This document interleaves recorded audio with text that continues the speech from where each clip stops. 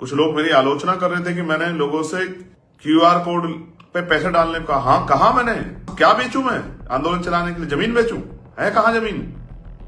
नमस्कार दोस्तों, एक बार फिर से स्वागत है आपका तर्रो शो न्यूज़ पर। उत्तर प्रदेश की राजनीति में एक बार फिर सियासी गर्मी तेज हो गई है।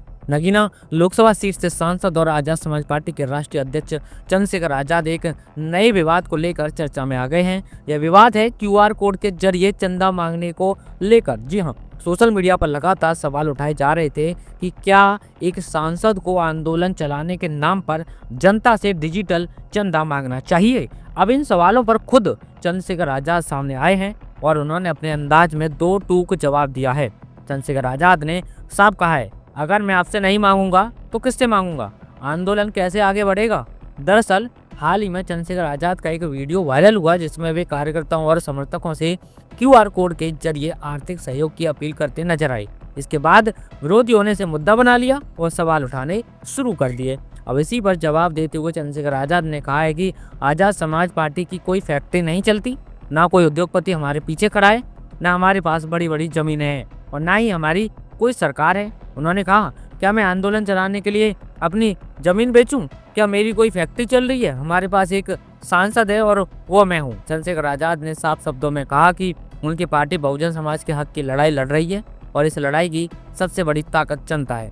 उन्होंने साफ कहा, हम बहुजन समाज के लोग हैं, हम कोई मनी माफिया मीडिया नहीं है, हम काम करने वाले लोग हैं और आंदोलन चलाने के लिए संसाधन भी चाहिए। अपने वीडियो में चंद्रशेखर आजाद ने सिर्फ आम लोगों से ही नहीं बल्कि दलित और पिछड़े वर्ग से आने वाले अधिकारियों और कर्मचारियों से भी खुलकर अपील की। उन्होंने कहा, अगर आप इस समाज से आए हैं और आपको इस समाज ने अधिकार दिलाए हैं तो आपकी जिम्मेदारी बनती है कि आप इस आंदोलन को कमजोर न पड़ने दें। चंद्रशेखर आजाद ने यहाँ तक कहा कि वे अपने कर्मचारियों और पदाधिकारियों से भी कहेंगे कि अगर आप पार्टी के लिए काम कर रहे हैं तो हर महीने पार्टी फंड में योगदान देना चाहिए।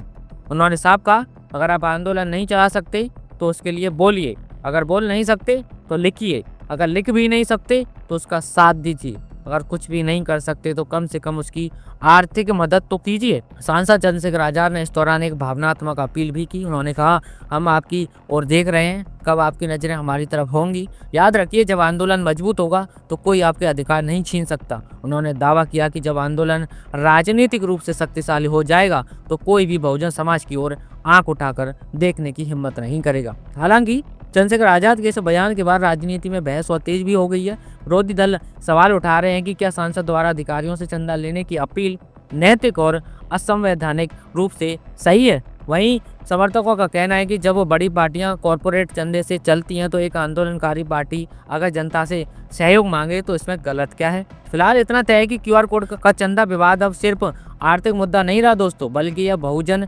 राजनीति, आंदोलन की फंडिंग और राजनीतिक नैतिकता से जुड़ा बड़ा सवाल बन गया है। अब देखना यह होगा कि क्या यह विवाद चंद्रशेखर आजाद के आंदोलन को कमजोर करता है या फिर उनके समर्थकों को और मजबूती से जोड़ता है। आप इस पूरे मामले पर क्या सोचते हैं? क्या आंदोलन चलाने के लिए जनता से चंदा मांगना सही है या एक सांसद को इससे बचना चाहिए? फिलहाल यही था पूरा मामला, यही था पूरा विवाद। आप अपनी राय हमें कमेंट करके बताएं और आगे भी खबरें पाते रहने के लिए हमारे साथ जुड़ जाइए। हमारी वीडियो को लाइक कीजिए, चैनल को सब्सक्राइब कीजिए और वीडियो को दोस्तों के साथ शेयर जरूर कीजिए। चलिए जल्दी मुलाकात हो जाएगी हमारी किसी अगली और खबर के साथ। तब तक के लिए बने रहिए। नमस्कार, जय हिंद।